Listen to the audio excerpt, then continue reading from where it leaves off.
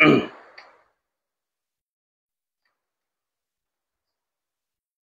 الحمد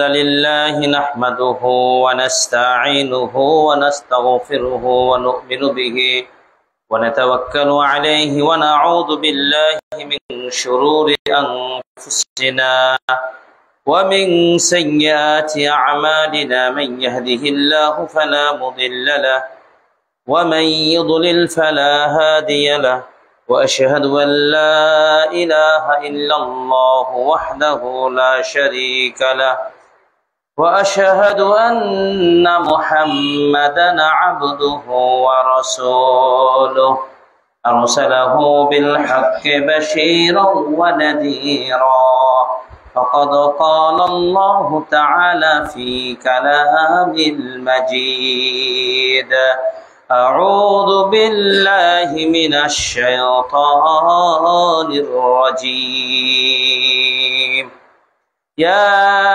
أيها الذين آمنوا اتقوا الله حق تقاته ولا تموتن إلا وأنتم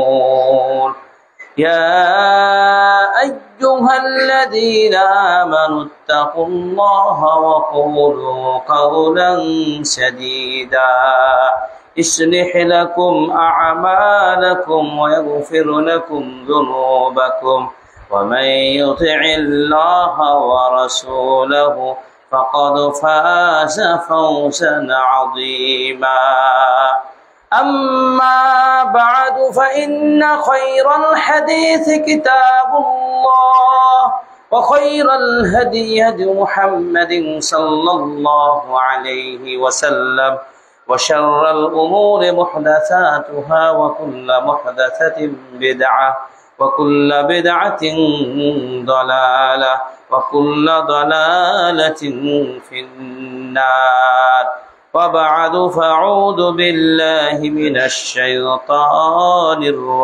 الرجيم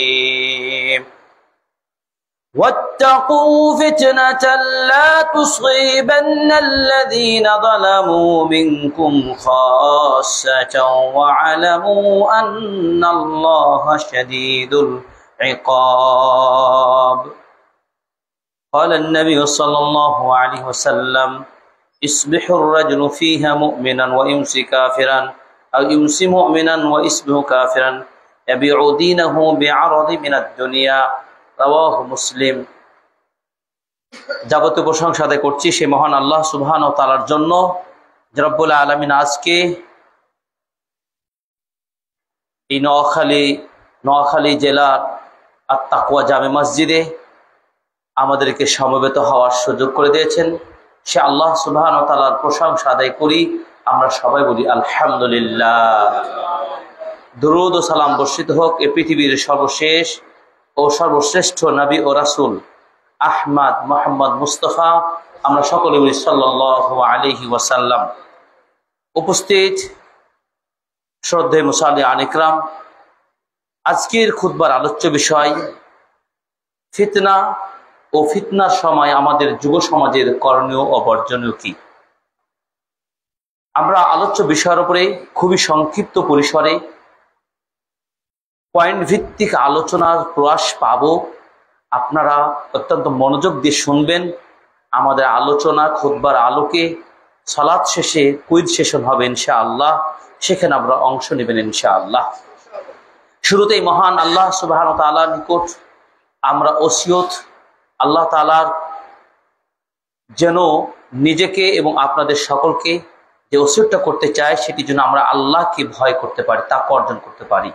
আল্লাহ তাআলা আমাকে এবং আপনাদের সকলকে যেন আল্লাহ তাকওয়া দ্বারা আমাদের অন্তরকে পরিপূর্ণ করেন, আমিন। ফিতনা কি? ফিতনা এটি আরবি শব্দ যার অর্থই হলো আল ইমতিহান তথা পরীক্ষা, বিপর্যয়, হক ও বাতিলের মিশ্রণ। ফিতনা সর্বযুগে সর্বসময়ে ছিল, কিয়ামত পর্যন্ত ফিতনা থাকবে। তবে অবস্থার প্রেক্ষিতে ফিতনা, বিপর্যয়, পরীক্ষা কম বেশি হবে, এবং এই ফিতনার লড়াই বিভিন্নভাবে বিভক্ত হয়ে আমরা সমাজে দেখতে পাই। যেমন এই ফিতনা আপনি পাবেন, সবচেয়ে বড় ফিতনা হচ্ছে শিরকের ফিতনা। সমাজের মানুষ বিভিন্ন শিরকের সাথে জড়িয়ে যাবে। শিরক তারা নিরূপণ করতে পারবে না, তাওহীদকে তারা চিনবে না। শিরকের বেড়াজালে মানুষ আবদ্ধ হয়ে বড় ফিতনার মধ্যে তারা ডুবে যাবে। আল্লাহ তাআলা বলেছেন সূরা আনকাবুতের 10 নম্বর আয়াত, আউযু বিল্লাহি মিনাশ শাইতানির রাজীম ওয়া মিনান নাসি মান ইয়াকুলু আমান্না বিল্লাহি ফাইযা উযিয়া ফিল্লাহি জাআলা ফিতনাতান নাসি কাআযাবিল্লাহ। আল্লাহ তাআলা বলছেন মানুষের মধ্যে কেউ কেউ বলবে আমরা ঈমান এনেছি আল্লাহর প্রতি, এরপরে তারা যখন আল্লাহর পথে কোনো কষ্টের সম্মুখীন হয়, কোনো পরীক্ষার সম্মুখীন হয়, তখন তারা মানুষের ফিতনাকে আল্লাহর শাস্তি মনে করবে। তার মানে বোঝা যায় ঈমানদার হওয়া সত্ত্বেও মানুষ ফিতনার মধ্যে পড়বে। অপর আয়াত আল্লাহ তাআলা বলছেন সূরা আনকাবুতের 1 থেকে 3 নম্বর আয়াতে বলছেন, আউযু বিল্লাহি মিনাশ শাইতানির রাজীম আলিফ লাম মিম আহাসিবান নাসু আন ইউতরাকু আন ইয়াকুলু আমান্না ওয়া হুম লা ইফতানুন وَلَقَدْ فَتَنَّا الَّذِينَ مِنْ قَبْلِهِمْ فَلَيَعْلَمَنَّ اللَّهُ الَّذِينَ صَدَقُوا وَلَيَعْلَمَنَّ الْكَاذِبِينَ। মানুষেরা কি মনে করে যে আইয়ুতরাকু আন ইয়াকুলু আমান্না, তাদেরকে ছেড়ে দেওয়া হবে, শুধু বলবে ঈমানদার। মানুষ কি এটাই মনে করে আমরা ঈমানদার বেঁচে গেছি, আমাদের কোনো পরীক্ষা হবে না, আমরা সফল কাম, আমাদেরকে ফিতনার গ্রাস করতে পারবে না? এটা কি মানুষ মনে করে? ওয়া হুম লা ইফতানুন, তাদেরকে কোনো পরীক্ষা করা হবে না?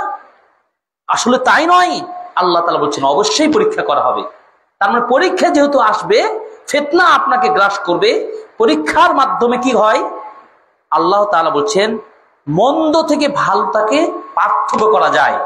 যেমন ধরেন আমরা ছাত্র যারা পড়াশোনা করি বিশ্ববিদ্যালয়ে, মাদ্রাসায়, শিক্ষকগণ, প্রতিষ্ঠান কর্তৃপক্ষ কি করেন?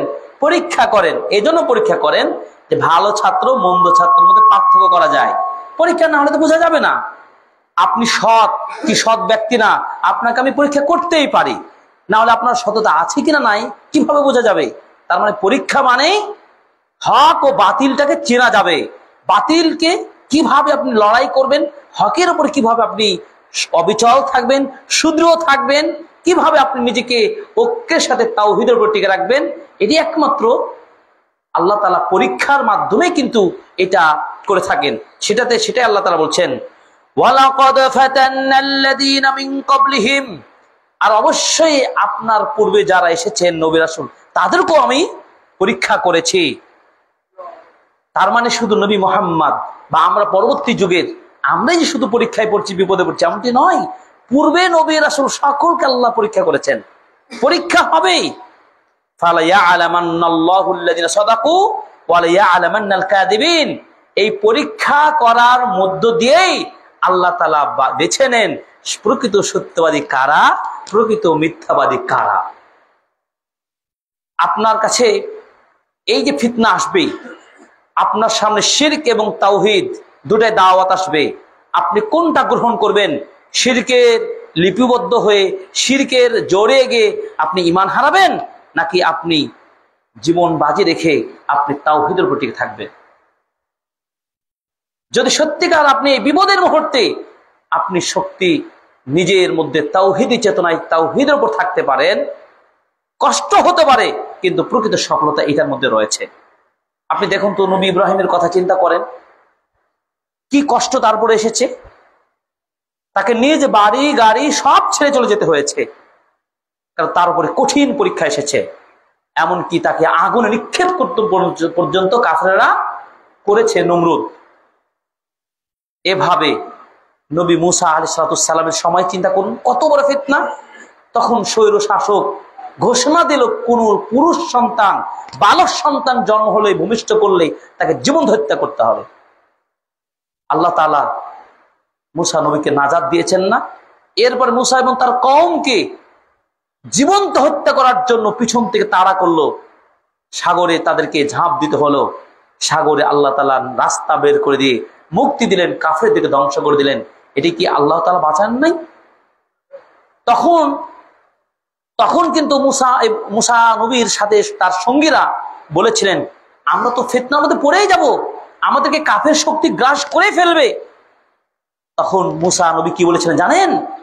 ভয় পেও না, নিশ্চয় আল্লাহ আমাদের সাথে আছেন, আমাদের মুক্তির পথ দেখাবে।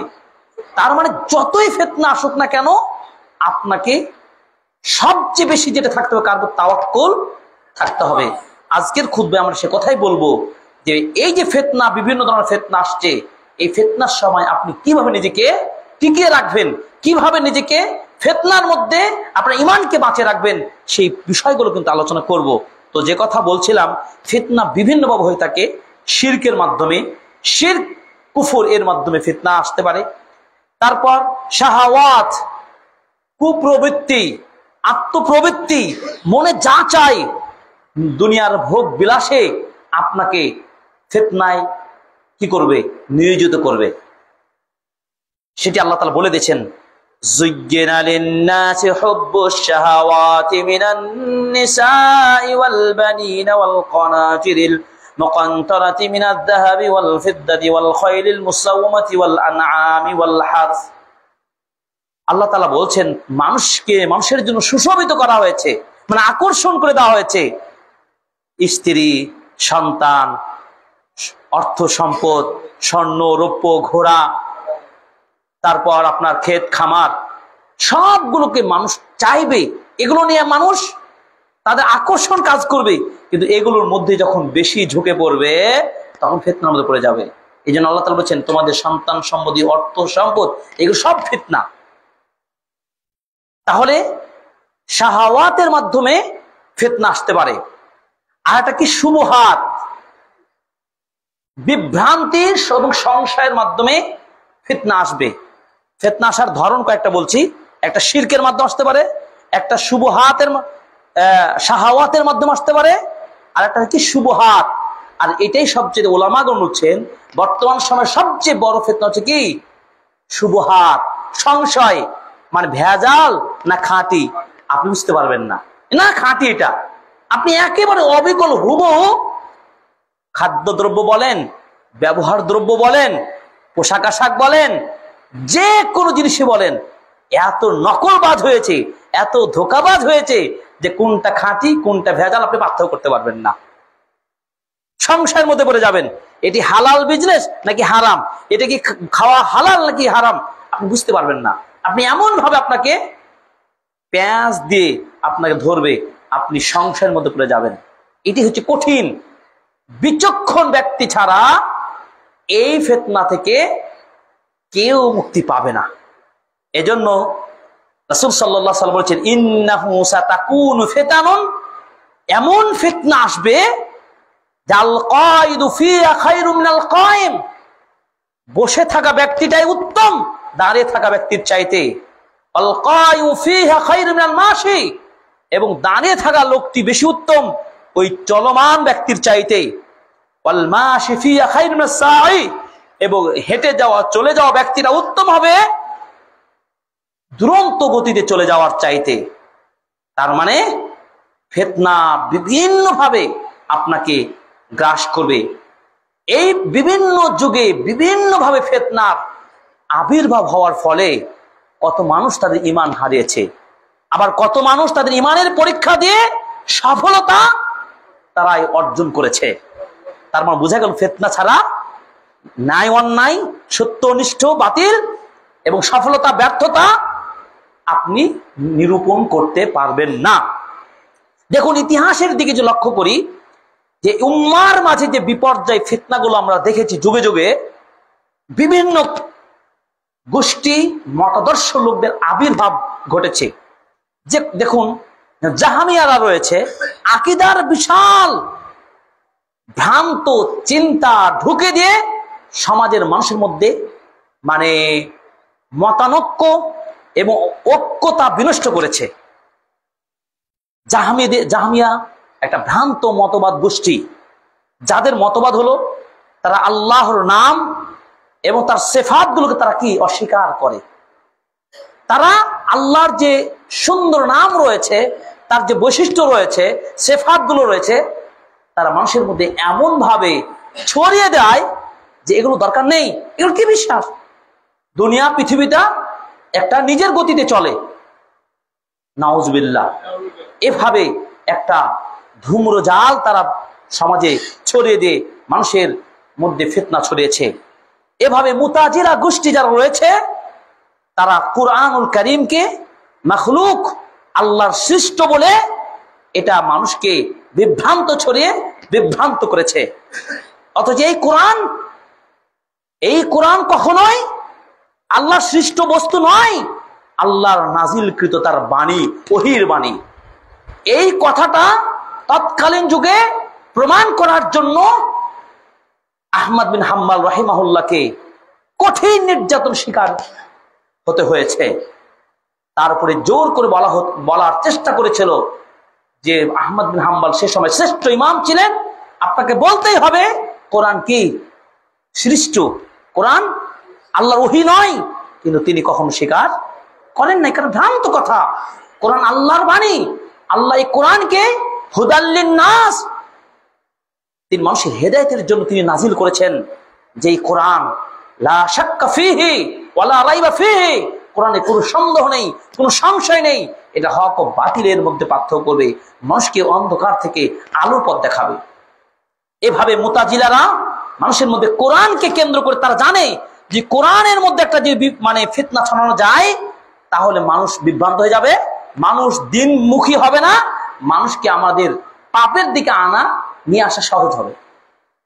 এভাবে আপনি খারিজিদেরকে চিন্তা করুন, খারিজির আবার মুসলিমদেরকে কাফির বলে দিবে। তারা একটু কি হবে,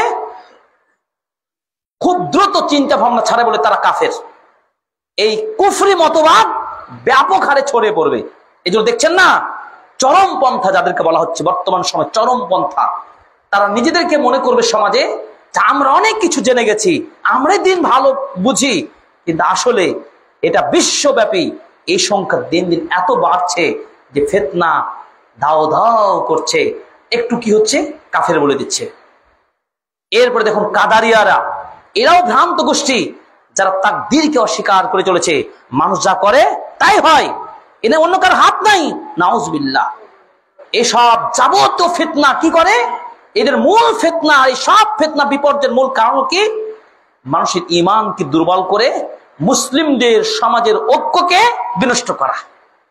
আমরা সবাই এই আত্মাকুয়া মসজিদ রয়েছি, এক আল্লাহকে বিশ্বাস করি, বিধায় ঐক্যের সাথে সালাত আদায় করছি, আমাদের মধ্যে ফাটল সৃষ্টি করবে কিছু ছোটখাটো ফতোয়া নিয়ে, কিছু বিষয় নিয়ে এই ফাটল এবং বিভ্রান্ত ছড়িয়ে আমাদের ঐক্যটাকে নষ্ট করার চেষ্টা করবে।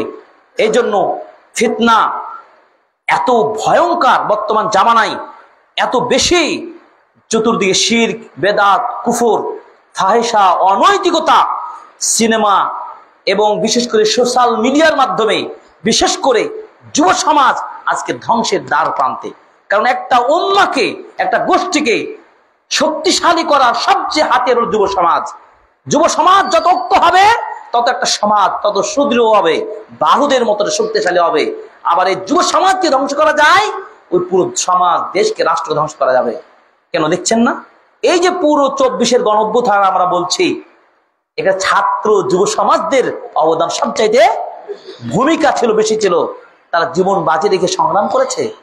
এদের মধ্যে আবার যে একটা ঐক্য নিয়ে তারা গণঅভ্যুত্থান ঘটালো, আজকে সেই ঐক্যটাকে আছে যে সমন্বয়করা বিভিন্ন বিশ্ববিদ্যালয় কেন্দ্রিক, বিভিন্ন শিক্ষা প্রতিষ্ঠান কেন্দ্রিক, বিভিন্ন সাংগঠনিক ভাবে যার ঐক্যর যে সৃষ্টি হয়েছিল, আজকে দেখুন যে কোনো ভাবে হোক সে ঐক্যটাকে দিনে দিনে দুর্বল করার চেষ্টা করা হচ্ছে। এবং ইতিমধ্যে কিন্তু সেটা আমাদের সমাজে দেখতে পাচ্ছি। আজকে ইউনিটি, ঐক্য থাকার কত প্রয়োজন ছিল। আজকে সবাই যে ঐক্য থাকতো, স্বার্থ যেদিন মানুষ চিন্তা করবে না, নিজের স্বার্থকে যখন বিসর্জন দিয়ে পারবে, তখন ঐক্য টিকে থাকবে। কিন্তু স্বার্থ নিয়ে যখন চিন্তা করলো, এমনকি আপনি বঙ্গ নিয়েও পর্যন্ত কি স্বার্থের চিন্তা করে। বঙ্গ বুঝেন না? দক্ষিণবঙ্গ, উত্তরবঙ্গ, পূর্ববঙ্গ, পশ্চিমবঙ্গ, এলাকার টান।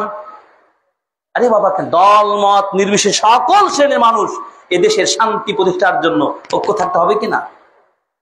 ঠিক একইভাবে তাওহীদকে প্রতিষ্ঠার জন্য আমাদেরকে ঐক্য থাকতে হবে কি হবে না? বাতিলকে দমন করার জন্য আমাদেরকে ঐক্যবদ্ধ চেষ্টা করতে হবে কি হবে না? অবশ্যই হতে হবে। তো যে কথা বলছিলাম, একটা উম্মাহকে নষ্ট করার জন্য যুব সমাজ যথেষ্ট। যুব সমাজকে বিভ্রান্ত করা হচ্ছে বিভিন্ন ফিতনা দিয়ে। এত বেশি ফিতনা, আমরা সেই ফিতনার মধ্যে রয়েছি। চিন্তা করতে পারেন? আল্লাহু আকবার। রাসূল সাল্লাল্লাহু আলাইহি ওয়াসাল্লাম বলছেন, বাদিরু বিল আ'মাল, তোমরা এত বেশি আমল করো, আমলের দিকে ঝুঁকে এসো, তোমরা আমল করো। কারণ ফিতানান কাকিতাইল লাইলিল মুজলিম, গভীর রাতের অন্ধকারের মতো, ঘন কুয়াশার মতো, বৃষ্টির মতো ফিতনা তোমাদের উপরে একেবারে আবির্ভূত হচ্ছে। ফিতনা তোমাদেরকে গ্রাস করছে, এবং ফিতনা এত ভয়াবহ, এত গাঢ়, এত শক্তিশালী ভাইরাস। এই ভাইরাসের ফলে রাসূল বলেন, ইসবিহুর রাজুলু মুমিনান ওয়া ইমসি কাফিরান, মানুষ সকাল করবে মুমিন অবস্থায়, সন্ধ্যা করবে কাফের অবস্থায়। নাউজুবিল্লাহ। চিন্তা করতে পেরেছেন? আবার মানুষ সন্ধ্যা করবে মুমিন অবস্থায়, সকাল করবে কাফের অবস্থায়। এভাবে একজন মানুষ দিনকে বিক্রি করে দিবে দুনিয়ার স্বার্থে। এই যে অনৈক্য সৃষ্টি হচ্ছে কেন? মনে করেন আমি এই মুহূর্তে ভালো আছি, আপনার এই মুহূর্তে ইমানের সাথে আছেন, সন্ধ্যাবেলায় আপনাকে একজন টোপ দিবে, চলেন যায় ভাই ফেনী শহরে একটা ভালো ব্যবসা করি, 2-5 লক্ষ টাকা জমা দেন, এরপর কি হাতে নিয়ে চলে যায়। হয় না? এরকম হয় না? আপনি যে ইমান নিয়ে ডাল ভাত খাচ্ছিলেন, আপনার কিছু সঞ্চয় করেছিলেন 2-4 লক্ষ টাকা, সেটাকে আপনাকে হাতিয়ে নিয়ে চলে গেল, আর আপনিও দুনিয়ার ওই পাগলের মধ্যে পড়ে গেলেন। আপনি সবই আমও গেল, ছালাও গেল। বুঝতে পেরেছেন? এরপর আপনাকে কোন বন্ধু বললো, আজ চলো, আজকে জুমার দিন, আজকে আমরা ছুটি পেয়েছি, চলো যাই না শহরে যাই, একটা রেস্টুরেন্টে খাওয়া দাওয়া করবো, আনন্দ ফুর্তি করবো। দিনই আলোচনা না, একটা আনন্দ। বা আমরা কোন ট্যুরে যাই, এই করতে যে অশ্লীলতার সাথে জড়ে পড়ে। এই জন্য আমরা বলবো, বিশেষ যুব সমাজকে বলবো, যে ওই ফিতনা চলে এসেছে। প্রিয় ভাই, আপনি জানেন না কিভাবে আপনি ফিতনার মধ্যে আপনাকে নিয়ে যাওয়া হচ্ছে, কিভাবে আপনি ফিতনার মধ্যে ডুবে গিয়ে ঈমান হারাচ্ছেন। আমরা সেই বিষয়গুলো পর্যায়ক্রমে আলোচনা করার চেষ্টা করছি ইনশাআল্লাহ। আল্লাহ তাআলা বলছেন, দেখুন, ওয়াত্তাকু ফিতনাতাল লা তুসিবান্নাল্লাযীনা যালামু মিনকুম খাসসাতাও ওয়া'লামু আন্নাল্লাহা শাদীদুল ইকাব। তোমরা ওই ফিতনাকে ভয় করো, তোমরা মনে করো না শুধুমাত্র আল্লাহ তাআলা জালেমদেরকে ফিতনায় ফেলবে, এটা নয়। জেনে রাখো, তোমাদেরকেও ফিতনার মধ্যে পড়তে হবে। আল্লাহ বলেছেন, ওয়ানাবলুকুম বিশ-শাররি ওয়াল খায়র, আমি তোমাদের পরীক্ষা করব ভালো মন্দ দ্বারা। ওয়া'লামু আন্নাল্লাহা শাদীদুল ইকাব, আল্লাহ শাস্তি কঠিন। এরপরে দেখুন, এই ফিতনাকে ফিতনা নামকরণ কেন করা হয়? আলী রাদিয়াল্লাহু তাআলা বলেন, ইন্নামা সুমিয়াতুল ফিতনাতু ফিতনাতান লিআন্নাহা তামতাহিনুন নাস। ফিতনাকে ফিতনা এজন্য বলা হয় যে মানুষকে এর মাধ্যমে পরীক্ষা করা হয়। এজন্য ফিতনা সম্পর্কে আলোচনা কেন করব? একটা হাদিস বলি, ফিতনা সম্পর্কে আলোচনা কেন প্রয়োজন? বিখ্যাত সাহাবী হুযায়ফা রাদিয়াল্লাহু তাআলা আনহুর হাদিস, লম্বা হাদিস একটি অংশ। তিনি বলছেন, কানান নাসু ইয়াসআলুনা রাসূলুল্লাহ সাল্লাল্লাহু আলাইহি সাল্লাম আনিল খায়র। রাসূলের যুগে সাহাবীরা রাসূল সাল্লাল্লাহু আলাইহি সাল্লামকে শুধু কল্যাণ সম্পর্কে জিজ্ঞাসা করেন, এ রাসূলুল্লাহ বলুন কোন কোন কাজে, কোন কোন কথায়, কোন কোন পথে আমাদের জন্য কল্যাণ বয়ে আসবে, কল্যাণের রাস্তাগুলো বলেন, লাভের রাস্তাগুলো বলেন। কিন্তু হুযায়ফা রাদিয়াল্লাহু তাআলা কতক্ষণ বিচক্ষণ সাহাবী, তিনি বলছেন ওয়া কুনতু আসআলহু আনিশ শাররি, আর আমি কি হুযায়ফা শুধু জিজ্ঞেস করতাম আল্লাহ নবী বলেন কোনগুলো খারাপ পথ, কোনগুলো রোগের পথ, কোনগুলো অকল্যাণ বয়ে আসবে, কোনগুলো আমাদের জন্য ক্ষতি করবে, ওই ক্ষতিগুলো আমাকে একটু আইডেন্টিফাই করে বলে দিন। তার বেশিরভাগই মানুষরা কোনটা চাইতেন? লাভের পথ। আর আমি চাইতাম ক্ষতির পথ কোনটা আমাকে জানিয়ে দেন। কেন জানিয়ে দেন? মাখাফাতান ইউদরিকানি, যাতে করে ওই খারাপ পথগুলো যেন আমাকে গ্রাস করতে না পারে। ধরুন আপনার দেহ, আপনি যদি জানেন, ইতিমধ্যে মনে করেন যে আপনার ডায়াবেটিস হয়ে গেছে, এখন ডায়াবেটিস কোন চিকিৎসা নিচ্ছেন, এই রোগটাকে প্রতিহত করার জন্য আপনি এর পথ জানতে চাইবেন, এটাই স্বাভাবিক। এবার ধরুন আপনার আর একটা রোগ হবে, হার্ট হবে, কিন্তু হার্টের রোগ হয় কোন কোন কাজে, এটা যদি আপনি আগেই জানতে পারেন তাহলে ডায়াবেটিসের সাথে হার্টের রোগ যুক্ত হবে না। কেন? আপনি জানেন যে কাজগুলো করলে আপনার হার্ট হতে পারে, আপনি আগেই জেনে গেছেন। কি সতর্ক থাকবেন কি থাকবেন না? ওই ডায়াবেটিসের সাথে হার্টের রোগটা কি বেশি সহজ না কঠিন? আরো কঠিন। আপনি ধরুন ক্যান্সার হয় যে সব খাদ্য গ্রহণ করলে, যে অভ্যাস গ্রহণ করলে, বা যেভাবে চলাফেরা করলে ক্যান্সার হওয়ার সম্ভাবনা বেশি, আপনি যদি সেই সম্ভাবনাময় পথগুলো জানতে পারেন তাহলে ক্যান্সার হতে দিবেন? আপনি ক্যান্সার হওয়ার পথগুলো কি করবেন? বন্ধ করবেন, চেষ্টা করবেন। ঠিক হুযায়ফা রাদিয়াল্লাহু তাআলা আনহু তিনি কত বিচক্ষণ ছিলেন, তিনি বলতেন যে আমি মন্দ পথগুলি জানতাম যাতে করে মন্দ পথ আমাকে আর দুর্বল করতে না পারে। তার মানে বোঝা গেল এই ফিতনা সম্পর্কে জানতে হবে, মানে কোনগুলো ফিতনা, কোনগুলো যা আপনাকে কষ্ট দিতে পারে। তো যে কথা আমরা শুরুতে বলেছি, শিরকের ফিতনা, আপনার শিরকের মাধ্যমে আপনাকে ধ্বংস করতে পারে। আপনাকে শাহাওয়াত, আত্মপ্রবৃত্তির মন চাইবে, ওটা করতে বলবে, শয়তান আপনাকে এদিকে ঝোঁক সৃষ্টি করবে। আর শুবহাত, সংশয়ের মাধ্যমে আপনাকে ফেলে দিবে, হালাল না হারাম, সত্য না মিথ্যা, এভাবে ফেলে দিবে। আর আকীদার বিভিন্ন মাসাইল গুলো আপনার মধ্যে চক্রহারে ফেলে দিবে, আপনাকে এভাবে ধ্বংস করে দিবে। তা আমাদের যুব সমাজকে সবচেয়ে বেশি বাঁচাতে হবে এই ফিতনা থেকে। এই জন্য ইমাম ইবনে কাসির রাহিমাহুল্লাহ বলেছেন, আল ফিতনু ইযা আকবালাত আরাফাহাল উলামা। ফিতনা যখন আসে, এই ফিতনা আসলে আলেমরা চিনতে পারে, যেন তেন আলেম না। যারা বিজ্ঞ আলেম সমাজে থাকবেন তারা বুঝতে পারে এটা ফিতনা। আল্লাহু আকবার। ওয়া ইযা আদবারাত আরাফাহা কুল্লু আহাদিন। আর যখন ফিতনা চলে যায় তখন সবাই বুঝতে পারে, কারণ সবাইকে যে ঝড় সাইক্লোন এসে ধুয়ে মুছে সব নিয়ে চলে গেল। আর যখন আসলো, কি কারণে দুর্যোগটা আসলো, এটা তারা বুঝতে পারেনি। এটা আলেমরা বুঝতে পারে, বিচক্ষণ দিনের জ্ঞানী তারা বুঝতে পারেন। এই জন্য ফিতনা থেকে বাঁচার 26টি মূলনীতি আছে, আমি সে পয়েন্ট করে বলে যাব। তার মধ্যে একটা হচ্ছে আলেমদের সাথে থাকলে আপনি অন্তত ঈমান হারাবে না, অন্তত পক্ষে আপনার ফিতনার মধ্যে পড়ে যাবেন না।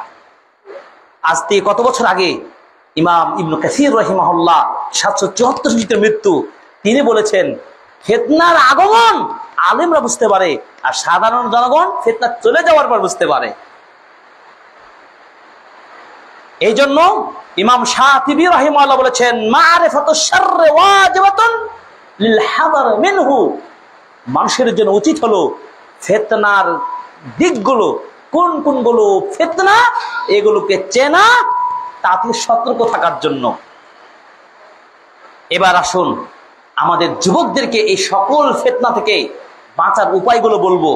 যেহেতু ফিতনা, কত ফিতনা আমরা বুঝতে পারছি, নারী ফিতনা, সোশ্যাল মিডিয়ার ফিতনা, ফেসবুক থেকে শুরু করে নিয়ে বিভিন্ন অ্যাঙ্গেল থেকে ফিতনা, এবং অপসংস্কার, কুসংস্কৃতি, আকীদা বিভ্রান্ত, গীবতের মতো, চুগলখড়ির মতো বিভিন্ন ধরনের রোগ আমাদেরকে সামাজিক রোগ, পারিবারিক রোগ, ভাই ভাই কলহ, স্বামী স্ত্রীর কলহ, প্রতিবেশীর সাথে কলহ বিবাদ, বিভিন্ন ছোট্টখাট্ট বিষয় নিয়ে কেন এসব ফিতনা হচ্ছে? বিভিন্ন ফিতনায় আমরা জর্জরিত। এই ফিতনার সময় আমার আপনার করণীয় কি? বিশেষ করে যুবকদেরকে আমাদের বাঁচাতে হবে, যুবকদের প্রতি আমাদের খেয়াল রাখতে হবে। এক নম্বরে যে কাজটি করবেন সর্বশ্রেণীর মানুষের জন্য, যুবক, বৃদ্ধ, বয়স্ক, নবীন, প্রবীণ, সর্বস্তরের মানুষের জন্য ফিতনার সময় ফিতনা থেকে বাঁচার একটা উপায় হলো, প্রধান উপায় হলো আল্লাহর প্রতি তাওয়াক্কুল রাখবেন। সর্বপ্রথম আল্লাহর উপর সর্বদা তাওয়াক্কুল রাখবেন এবং তাকওয়া রাখবেন। আল্লাহকে ভয় করে চলবেন, তাকওয়া অর্জন করবেন এবং তাওয়াক্কুল রাখবেন। আল্লাহর ভয় যদি থাকে, আপনাকে ওয়াসওয়াসা, আপনাকে কোনো কুমন্ত্রণা, কোনো ভ্রান্ত, কোনো ধরনের খারাপ আপনাকে দুর্বল করতে পারবে না। এই জন্য আল্লাহ তাআলা বলেন, وَمَن يَتَّقِ اللَّهَ يَجْعَل لَّهُ مَخْرَجًا। আর যে ব্যক্তি আল্লাহর উপর তাকওয়া অবলম্বন করবে, আল্লাহকে ভয় করবে, আল্লাহ তাআলা তার ফিতনার মুক্তির পথ বের করে দিবেন। আল্লাহ বের করে দিবেন কিভাবে দেখেন? গত সপ্তাহে আলোচনা করছে তাদাব্বুর বিল কোরআন, কোরআনকে বুঝে বুঝে স্টাডি করুন। তো কোরআন এমন একটা কিতাব, আমি বলবো তার আগে একটু বলে ফেলি, কোরআন এমন একটি কিতাব যে আপনি কঠিন বিপদে পড়ে গেছেন, কোরআন আপনাকে সে সময় বাঁচার সিদ্ধান্ত কোরআন দিতে পারে। কিভাবে দেখুন, উদাহরণ, যখন আল্লাহর নবী এবং আবু বকর রাদিয়াল্লাহু তাআলা আনহু হিজরত করছিলেন, গাড়ি সাওয়ারে যখন অবস্থান করলেন, কাফেররা তন্ন তন্ন করে খুঁজছে, পেলেই তাদেরকে শিরুচ্ছেদ করে দেবে। মাথার উপরে কাফেরদের দৌড়ঝাঁপ। আবু বকর রাদিয়াল্লাহু ভয় ভীত হয়ে গেলেন যে কাফেররা মনে হয় নবীকে পেয়ে বসবে। আবু বকর রাদিয়াল্লাহু তাআলা কত সতর্ক ছিলেন, প্রিয় নবীর প্রতি কত ভক্ত ছিলেন, আল্লাহু আকবার। তিনি নবীজিকে নিয়ে হাঁটছেন মদিনার পথে, এক পা সামনে এক পা পিছনে, নবীজিকে গাইড দেওয়ার জন্য, হেড সেফটি দেওয়ার জন্য। কত আতঙ্ক নি, কত ভালোবাসা নি। সেই গর্তের মধ্যে যখন অবস্থান করছিলেন, তখন এই ভয় করলেন, আল্লাহ নবী মনে হয় কাফেররা আমাকে আপনাকে ধরে ফেলবে। তখন নবীজি কোরআন থেকে সমাধান দিলেন, লা তাহজান ইন্নাল্লাহা মা'ানা। আবু বকর ভয় পেও না, চিন্তা করো না, আল্লাহ তাআলা আমাদের সাথেই রয়েছেন, বলুন সুবহানাল্লাহ। তাদের মাথার উপরে কিন্তু কাফেররা ধরতে পেরেছে।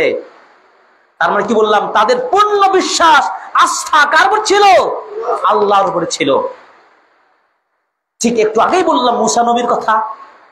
নদীর সামনে আপনি কিভাবে যাবেন? আশা হয় আল্লাহ যে কোনো কঠিন মুহূর্তে হেফাজত করতে পারেন। নদীকে রাস্তা বানিয়ে দিলেন না? এটি আল্লাহর উপর আস্থা রয়েছিল।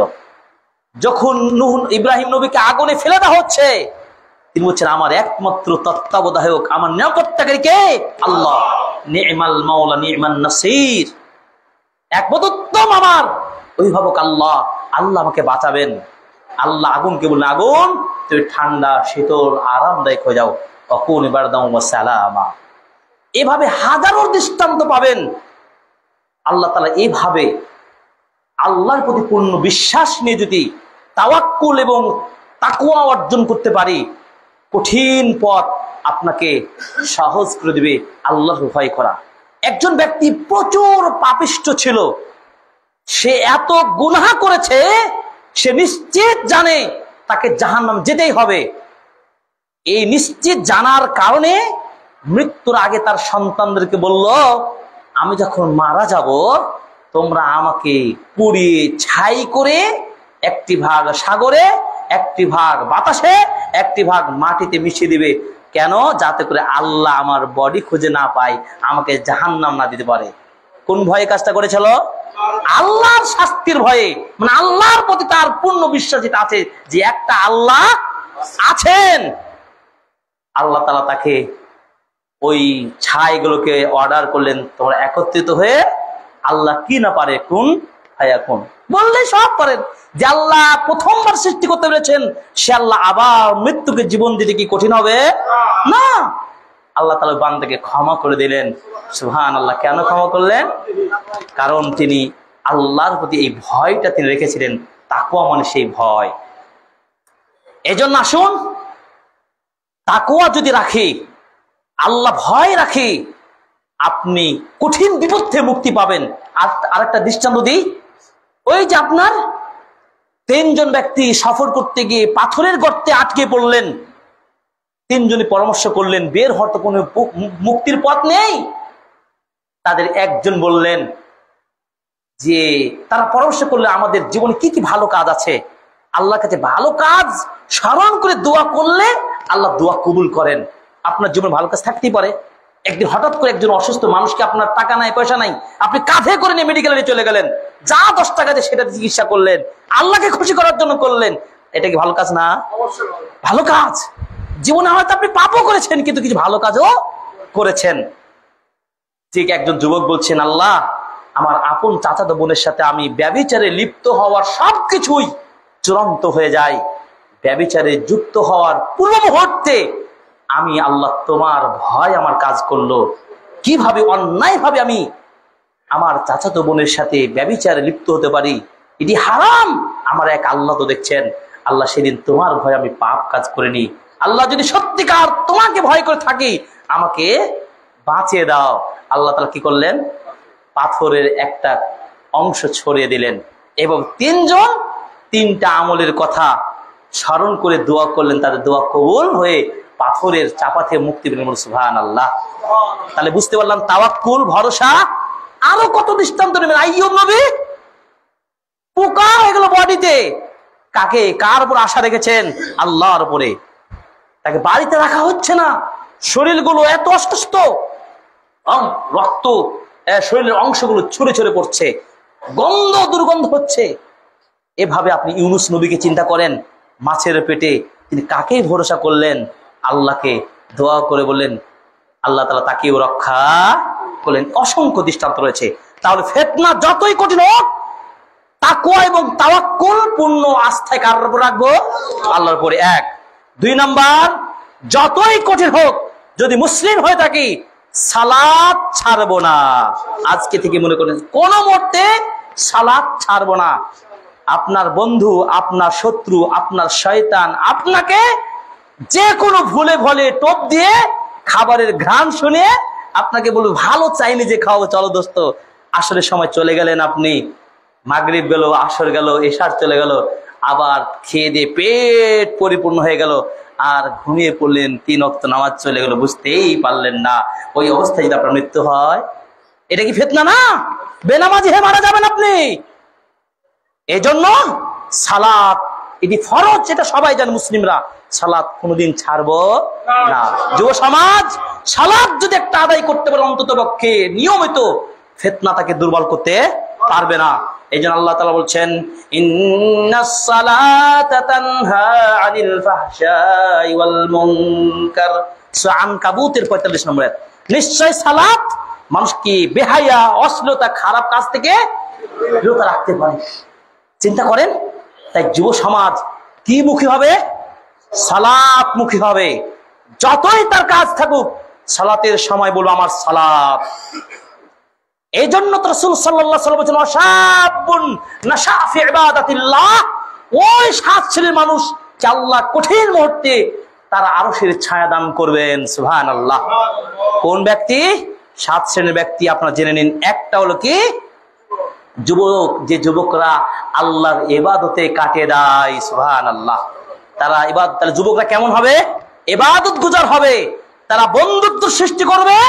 2 জন বন্ধুত্ব হবে দিনের জন্য, আবার বন্ধুত্ব ছাড়বে দিনের কারণে। এই শ্রেণীর ব্যক্তি আরশের ছায়া দান করবেন। আরেক শ্রেণীকে আল্লাহর ভয়ে একজন ব্যভিচারী, সুন্দরী, রত্না এবং বিত্তশালী, সুন্দরী, অর্থশালী নারী যদি আপনাকে পাপের দিকে ডাক দেয়, যতই সে তার প্রভাব দেখাক, তো বলুন নো, আমি যাব না, ইমানকে বাঁচাতে হবে। এই শ্রেণীর মানুষদের আল্লাহর ছায়া দান আমরা হব। আল্লাহ তোমাদেরকে সেই তৌফিক দান করুন, আমিন। অতএব সালাত কোন অবস্থায় ছাড়বো না যুব সমাজ। সালাত কিয়ামতের মাঠে সর্বপ্রথম ফয়সালা হবে। সালাত যারা ঠিক হবে ফয়সালা, তার বাকি হিসাব আল্লাহ সহজ করে দিবেন ইনশাআল্লাহ। এরপর 3 নম্বর যেটি করব কি, কোরআনকে আঁকড়ে ধরতে হবে। 3 নম্বর কি, কোরআন হবে আমাদের মুক্তির নাজাতের একটি মাত্র বুক। এই কোরআনকে শিখবো, শিখাবো, কোরআনের দাওয়াত ছড়িয়ে দেব ইনশাআল্লাহ। রাসূল সাল্লাল্লাহু আলাইহি সাল্লাম বললেন শুধু কোরআন নয়, সুন্নাহ, সেটা আমি পরের পয়েন্টে বলবো। কোরআন এবং সুন্নাহর মজবুত ভাবে ধরলে কোনো ফিতনা আপনাকে দুর্বল করতে পারবে না। রাসূল সাল্লাল্লাহু আলাইহি সাল্লাম বললেন বিদায় হজ্জের ভাষণে কি বললেন, তারাকতু ফীকুম আমরাইন লান তাদিল্লু মা তামাসসাকতুম বিহিমা কিতাবাল্লাহি ওয়া সুন্নাত রাসূলিহি। হে উম্মার লোকেরা জেনে রাখো, আমি তোমাদের মাঝে 2টা বস্তু রেখে যাচ্ছি, কোরআন এবং সুন্নাহ। যতদিন পর্যন্ত তোমরা কোরআন এবং সুন্নাহকে আঁকড়ে ধারণ করতে পারবে, ততদিন পর্যন্ত তোমরা বিভ্রান্ত হবে না। তাহলে কোরআন ও সুন্নাহকে শিখতে হবে না, হবে না? কোরআনকে শিখতে হবে, কোরআনকে শিখাতে হবে, এর দাওয়াত ছড়িয়ে দিতে হবে। আল্লাহ তাআলা আমাদেরকে সে তৌফিক দান করুন, আমিন। কোরআন কেন পড়বেন? কোরআন কেন পড়বেন? দেখুন, কোরআন পড়বো, কোরআন পড়ার 5টা ফায়দা রয়েছে। কয়টা ফায়দা? 5টি উদ্দেশ্য রয়েছে। 4টি বর্ণে 5টি উপকার। কয়টা? আরবি বর্ণ 4টি বলবো। কি? সা মিম শিন আইন। সা মিম শিন আইন। সায়ে সওয়াব, নেকি লাভের জন্য কোরআন পড়বো। কি কিসের জন্য বললাম? সা। 2 কি? মিম মুনাজাত ওয়া মাসআলা। মিম মুনাজাত ওয়া মাসআলা, মানে আল্লাহর কাছে দোয়া করার জন্য, তার নিকট প্রার্থনা করার জন্য আমরা কোরআন পড়বো। 2টা হলো। 3 হলো শিন শেফা, রোগ মুক্তির জন্য। আল কোরআন হুয়া শিফাউল লিন্নাস, মানুষের রোগের চিকিৎসার সবচেয়ে বড় মেথড হলো কি? কোরআন। তাহলে রোগ মুক্তি করবে কোরআন পড়লে। 4 নম্বর কি? আইন। আইন মানে হচ্ছে ইলম, মানে জ্ঞান অর্জনের জন্য কোরআন পড়বো। জ্ঞানের ভান্ডার কি? আল কোরআন। যা জ্ঞান অর্জন করবো সে অনুযায়ী আমল করবো। আইন মানে আমল, ইলম এবং আমল। আইন দিয়ে কয়টা বললাম? 2টা। তাহলে 3 আর 2 5টি, 4টি হরফে 5টি লক্ষ্য উদ্দেশ্যকে রেখেই কোরআন পড়বো। আল্লাহ তাআলা বলছেন ইন্না হাদাল কোরআন ইয়াহদি লিল্লাতী হিয়া আকওয়াম। এই কোরআন সঠিক পথের নির্দেশ দিতে পারে উম্মার লোকদেরকে। সুবহানাল্লাহ। অতএব কোন বাতিলদের কথায়, মুখরোচক কথায়, গল্প কেশায় আমরা না মাতিয়ে কোরআন শিখবো। কোরআনের আদর্শ, কোরআনের নীতি আমরা বুঝে প্রতিষ্ঠার জন্য আমরা চেষ্টা করব। তাই কোরআন পড়ুন। কোরআনে কয়টি হরফ রয়েছে জানেন? প্রায় 3, 2, 3, 6, 7, 1 কত? 3,23,771টি বর্ণ প্রায় রয়েছে। এই বর্ণে এক একটা হরফের সওয়াব কত জানেন? 10 করে নাকি। তাহলে একবার যদি পড়েন কত সওয়াব হবে? 10 করে গুণ দেন, সুবহান, 5 লক্ষের উপরে সওয়াব পাবেন। সুবহানাল্লাহ। এই কোরআন পড়ুন। কোরআনের সাথে আপনি প্রত্যেকদিন নিয়মিত রুটিন করে নেন, যা আপনি 1 পৃষ্ঠা, 2 পৃষ্ঠা, 3 পৃষ্ঠা, 5টা, 10টা বুঝে বুঝে পড়বেন। যদি কোরআন পড়তে না পারেন, আজকেই আপনার আমার সাথে যোগাযোগ করবেন, অনলাইন আমার কাছে কোরআন পড়েন। কে শিখবেন? আমি শেখাবো ইনশাআল্লাহ। আপনার অনলাইনে, আমি রাজশাহী থাকবো, আপনি পড়েন। এই জন্য বলে দিলাম, একটু আগে বললাম, আমাদের সোহাগ ভাইকে বললাম যে যুব সমাজ মুরব্বীরা আসেন, কোরআন ফ্রি কোরআন শিখেন, কোরআন জানেন, অর্থ সহ তাদাব্বুর ভিত্তিক করেন। এই প্রস্তাব আমি করে দিলাম ইনশাআল্লাহ। অনলাইনে যারা দেখছেন তারা যোগাযোগ করেন। আল্লাহ তাআলা আমাদের সহজ করে, আমিন। আল্লাহ বলছেন আল কোরআন হুজ্জাতুন আলাইক। কোরআন তোমার পক্ষে দলিল, কোরআন তোমার বিপক্ষে দলিল। মানে কোরআন যদি মানেন, কোরআন আপনার সুপারিশ করবে। কোরআনকে যদি না মানেন, কোরআন আপনার বিপক্ষে সাক্ষী দিবে। অতএব ফিতনাতে বাঁচার 3 নম্বর উপায় কি? কোরআনকে শক্ত ধারণ করবেন। 4 নম্বর কি? সৎ বন্ধু গ্রহণ করবেন। সৎসঙ্গে স্বর্গবাস, অসৎসঙ্গে সর্বনাশ। এই কথা আমরা জানি। এই যে রাসূল সাল্লাল্লাহু আলাইহি ওয়াসাল্লাম বলেছেন আল মারউ আলা দীন খলিলিহি ফালয়ানজুর আহাদুকুম মায়ুখালিল। মানুষ তার বন্ধুর দ্বীনের উপরেই থাকে। অতএব তুমি খেয়াল রাখো, তোমার সন্তান, তোমার ভাই, তোমার যুবক কার সাথে উঠা বসা করছে। বুঝতে পেরেছেন? রাসূল সাল্লাল্লাহু আলাইহি ওয়াসাল্লাম এটা লক্ষ্য রাখতে বলেছেন। অতএব বন্ধুত্ব তাকেই গ্রহণ করুন যার সাথে বন্ধুত্ব রাখলে আপনার দিন বাঁচবে, দিনের ঈমান বৃদ্ধি পাবে, ফিতনা আপনাকে দুর্বল করতে পারবে না। তাই যুব সমাজ আপনার ফ্রেন্ড হবে সেই যে আপনাকে দিনের পথে নিয়ে যাবে।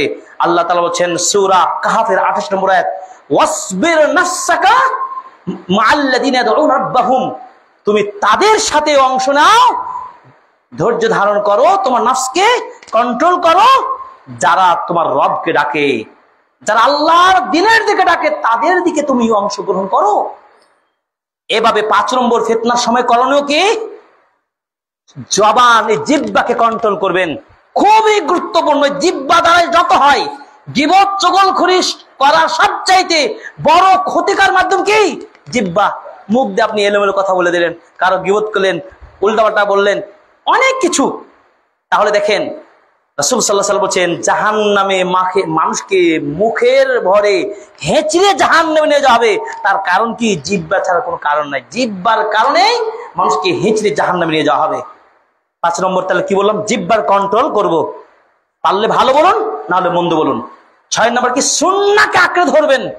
সুন্নাহ যেদিন ছেড়ে দেবেন, ফিতনা আপনাকে গ্রাস করবে। এই রাসূল সাল্লাল্লাহু আলাইহি ওয়াসাল্লাম বলেন আলাইকুম বিসুন্নতি ওয়া সুন্নাতুল খুলাফার রাশিদিন। এই যে সুন্নাহকে আঁকড়ে ধরবেন। 7 নম্বর হালাল হারাম বেছে চলবেন। কোনটা হালাল কোনটা হারাম, এই হালাল আর হারাম বেছে চলবেন। 8 নম্বর দৃষ্টিকে সংযত রাখবেন, এলোমেলো করবেন না, এটা পর্দা করা ফরজ। একজন পুরুষ নারীর প্রতি তাকাবে না, একজন নারী পুরুষের প্রতি তাকাবে না, এলোমেলো পোশাক পরবে না, পর্দার বিষয়ে সংযত থাকবেন। দৃষ্টিশক্তি আপনার সংযত রাখতে হবে। রাসূল সাল্লাল্লাহু আলাইহি ওয়াসাল্লাম বলেন আলী তোমার চক্ষুকে প্রথমবার হতে পারে, দ্বিতীয়বার আর চক্ষু যেন আর উঁচু হয়ে না দাঁড়িয়ে যায়। প্রথমটা তোমার পক্ষ থেকে, পরের চক্ষু হলো শয়তানের পক্ষ থেকে। এভাবে আসুন। 9 নম্বর কি? ধৈর্য ধারণ করবেন। সর্বাবস্থায় যতই কঠিন হোক ধৈর্য ধারণ করবেন। 10 নম্বর আলেমদের সাথে সান্নিধ্য রাখবেন, আলেমদের সাথে সংযোগ থাকবেন। ফাসআলু আহলা যিকরি ইন কুনতুম লা তা'লামুন, কিছু যদি না জানেন আলেমদের কাছে জেনে নেবেন। নিজেরা আলেম সাজবেন না, শিখবেন আলেমদের কাছে, একসময় আপনি আলেম হবেন। 11 নম্বরে কি? ফিতনার সময় ঘরে থাকবেন, ওই এলোমেলো করবেন না। ফিতনার সময় আগুন ছড়াবেন না। আগুন কেন লাগলো সেটা তদন্ত করুন বিচক্ষণদের নিকট থেকে, কিন্তু আগুন ছড়াবেন না, কোনো তথ্য ছড়াবেন না, বিভ্রাট করবেন না। আজকে এই সোশ্যাল মিডিয়ার দিনে এটা আরো বেশি হচ্ছে। এই কাজগুলো করবেন। আল্লাহ তাআলা আমাদেরকে এই ফিতনার সময় যুব সমাজকে, আমাদের মুরব্বীদেরকে, আমাদের সন্তানদেরকে আল্লাহ হেফাজত করুন, আল্লাহুম্মা আমিন। এই বলে আজকে ফিতনার ভয়াবহতা কঠিন, এই মুহূর্তে ফিতনার অবস্থা করণীয় কি? আমরা 11টি পয়েন্ট আপনাদের সামনে তুলে ধরছিলাম। আল্লাহ তাআলা আমাদেরকে যেন ঈমানের অবস্থায় মৃত্যু দান করেন, আমিন। সর্বাবস্থায় ফিতনা থেকে বাঁচার তৌফিক দান করেন, আমিন। বারাকাল্লাহু লানা ওয়া লাকুম ফিল কোরআনিল আযীম ওয়া নাফা'না ওয়া ইয়্যাকুম বিআয়াতিহি ইন্নাকা লাজাদুল মালিকুর রাউফুর রহিম। ইন্নাল হামদালিল্লাহি ওয়াহদাহু ওয়াসসালাতু ওয়াসসালামু আলা রাসূলিল্লাহি ওয়া আলা আলিহি ওয়া সাহবিহি ওয়া মান ওয়ালা, আম্মা বা'দ। ইয়া আইয়ুহাল্লাযীনা আমানু সাল্লু আলাইহি ওয়া সাল্লিমু তাসলিমা। আল্লাহুম্মা সাল্লি আলা মুহাম্মাদ ওয়া আলা আলি মুহাম্মাদ কামা সাল্লাইতা আলা ইব্রাহিম ওয়া আলা আলি ইব্রাহিম ইন্নাকা হামিদুম মাজিদ। আল্লাহুম্মা বারিক আলা মুহাম্মাদ ওয়া আলা আলি মুহাম্মাদ কামা বারাকতা আলা ইব্রাহিম ওয়া আলা আলি ইব্রাহিম ইন্নাকা হামিদুম মাজিদ। ربنا آتنا في الدنيا حسنة وفي الآخرة حسنة وقنا عذاب النار. رب ارحمهما كما ربياني صغيرا، رب ارحمهما كما ربياني صغيرا. اللهم اغفر للمؤمنين والمؤمنات والمسلمين والمسلمات. اللهم اعز الإسلام والمسلمين، اللهم اعز الإسلام والمسلمين. اللهم انصر إخواننا في فلسطين، اللهم انصر إخوان في فلسطين يا رب يا رحيم يا كريم يا ذا الجلال والإكرام. يا الله আমাদের ক্ষমা করুন, আমিন। হে আল্লাহ আমাদের পরিবারগুলোকে হেফাজত করুন, আমিন। হে আল্লাহ আমাদের অসুস্থ মানুষদেরকে তুমি সুস্থ দান করুন, আমিন।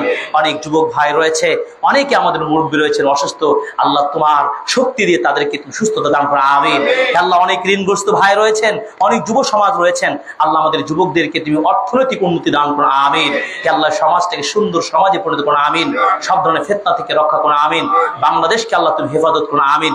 সুন্দর সোনার দেশে কোরআন সুন্নাহ ভিত্তিক তাওহীদি দেশ হিসাবে কবুল করো, আমিন আমিন। রব্বানা তাকাব্বাল মিন্না ইন্নাকা আনতাস সামিউল আলিম ওয়া তুব আলাইনা ইন্নাকা আনতাত তাওয়াবুর রহিম। সুবহানা রাব্বিকা রাব্বিল ইজ্জাতি আম্মা ইয়াসিফুন ওয়া সালামুন আলাল মুরসালিন ওয়ালহামদুলিল্লাহি রাব্বিল আলামিন, আমিন আমিন। কুমু লিস-সালাহ।